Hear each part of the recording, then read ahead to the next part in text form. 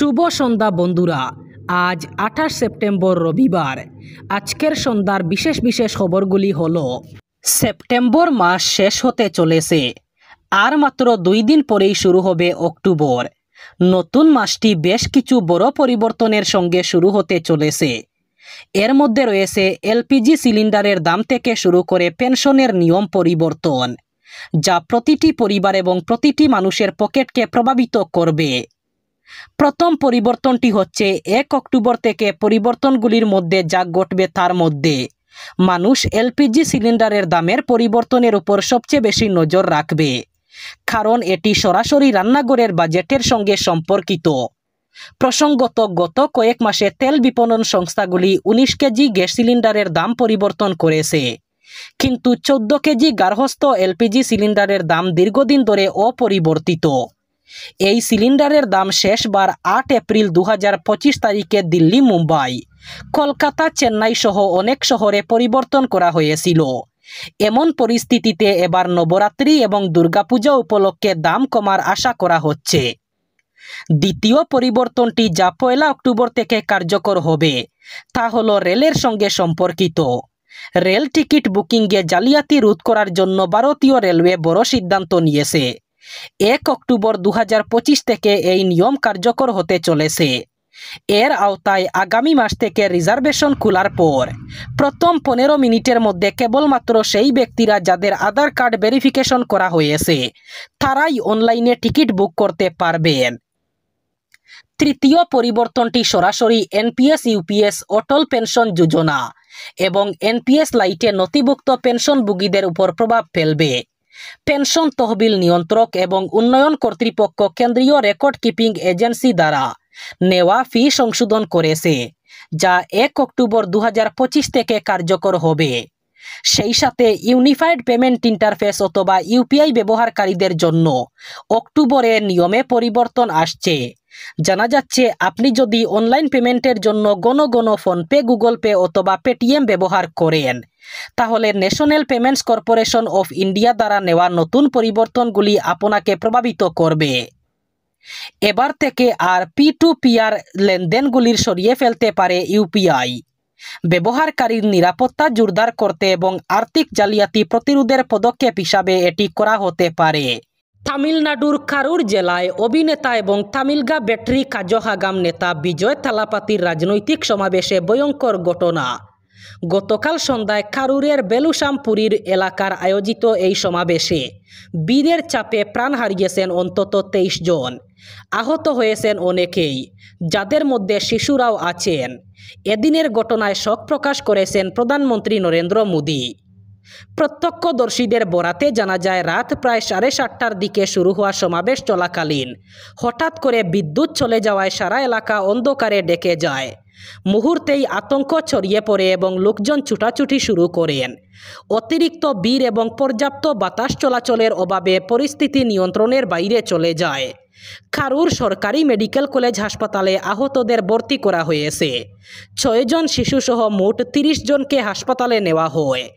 চিকিৎসকদের বরাত দিয়ে জানা যায়, 3 জন শিশু আইসিইউতে রয়েছেন এবং বাকি কয়েকজনের অবস্থা সংকটজনক। দুর্গাপূজার 4 দিন গ্রাম শহরের মানুষ যাতে স্বাচ্ছন্দ্যে পূজার আনন্দ উপভোগ করতে পারেন, এর জন্য যাবতীয় প্রস্তুতি সম্পন্ন করেছে হাইলাকান্দি পুলিশ বিভাগ। বসানো হয়েছে 4টি পুলিশ পয়েন্ট। গাড়ি চলাচলে রয়েছে কড়া নিষেধাজ্ঞা। শহরে প্রবেশ করতে পারে না কোনো ধরনের গাড়ি। গতকাল বিকেলে হাইলাকান্দি পুলিশ সুপার কার্যালয়ের সভাকক্ষে জেলার পুলিশ সুপার অমিতাভ সিনহা এক সাংবাদিক সম্মেলন ডেকে এবার দুর্গাপূজা নিয়ে বিভাগের রোডম্যাপ সহ যাবতীয় ব্যবস্থা সম্বন্ধে ওয়াকিবহাল করেছেন। অতিরিক্ত police super Samir Barua DSP সদর সুরজিৎ চৌধুরীকে পাশে বসিয়ে পুলিশ সুপার অমিতাভ সিনহা বলেন, এবার পুলিশ বিভাগের পক্ষ থেকে কিছুটা ব্যতিক্রমী উদ্যোগ নেওয়া হয়েছে, কেবলমাত্র দর্শনার্থীদের কথা মাথায় রেখে। তিনি বলেন, শহরের প্রবেশপথে 6 নম্বর জাতীয় সড়কের লক্ষ্মীরবন্দ বাইপাসে শিলচর শ্রীভূমি থেকে আসা সব ধরনের গাড়ি থামিয়ে দেওয়া হবে।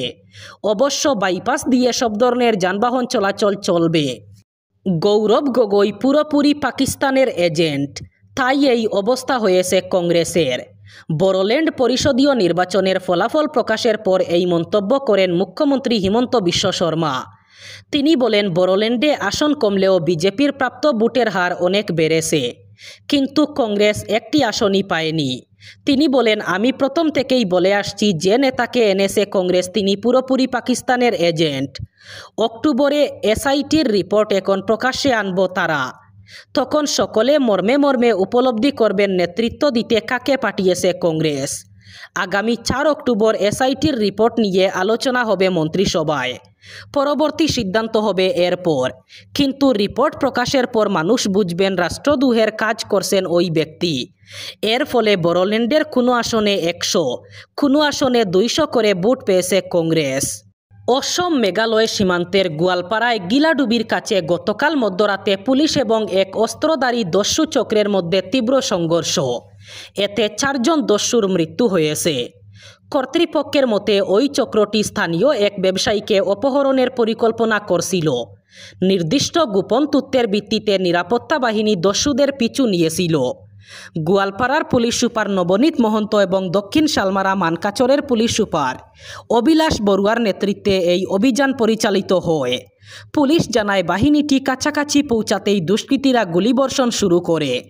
ঘটনাস্থলেই 2 জন মারা যায় এবং আরও 2 জন গুরুতর আহত অবস্থায় পড়ে ধূপধরা মডেল হাসপাতালে মারা যায়। নিহতদের নাম মুকুন্দা রাবা, সবুর রাবা, জাহিদুল ইসলাম এবং চেংবাট মারাক। সংঘর্ষের সময় পুলিশ সুপার অবিলাস বড়ুয়ার গাড়ি আক্রমণের শিকার হলেও বেশ ক্ষতি হয়নি। তদন্তকারী দল ঘটনাস্থল থেকে 4টি পিস্তল, গুলি বারুদ, একটি গাড়ি এবং একাধিক মোবাইল ফোন উদ্ধার করেছে। অসমের কিংবদন্তি গায়ক জুবিন গর্গকে সম্মান জানাতে এক ঐতিহাসিক সিদ্ধান্ত নিল অসম বিদ্যালয় শিক্ষা পরিষদ। প্রয়াত সঙ্গীত আইকনের জীবন এবং কর্মকে শিক্ষার্থীদের কাছে তুলে ধরতে তার জীবনী স্কুলের আধুনিক ভারতীয় ভাষা এবং MIL পাঠ্যক্রমের 14টি প্রধান ভাষায় অন্তর্ভুক্ত করা হবে। এই ঘোষণা অসমের সাংস্কৃতিক ঐতিহ্য এবং জুবিনের অবদানের সঙ্গে পড়ুয়াদের পরিচয় করানোর একটি গুরুত্বপূর্ণ পদক্ষেপ। পড়ুয়ারা তার অসাধারণ সঙ্গীত যাত্রা, মানবিক দর্শন এবং শিল্পের প্রতি অঙ্গীকারের সঙ্গে পরিচিত হতে পারবে। একই সময়ে গৌহাটি বিশ্ববিদ্যালয় জুবিনকে সম্মান জানিয়ে সেখানকার centre for performing arts and কালচারের নাম পরিবর্তন করে জুবিন গর্গের নামে রাখার সিদ্ধান্ত নিয়েছে। গত 26 সেপ্টেম্বর আনুষ্ঠানিকভাবে এই সিদ্ধান্ত নিশ্চিত করা হয়েছে। বিশ্ববিদ্যালয় কেন্দ্রে প্রবেশপথে জুবিনের একটি মূর্তি স্থাপন করা হবে এবং তার সঙ্গীত এবং কৃতিত্বের বর্ণনামূলক কফি টেবিল বই প্রকাশ করা হবে। এই ছিল আজকের সন্ধ্যার গুরুত্বপূর্ণ খবরগুলি। ভিডিওটি অবশ্যই লাইক করবেন এবং চ্যানেলটি সাবস্ক্রাইব করবেন।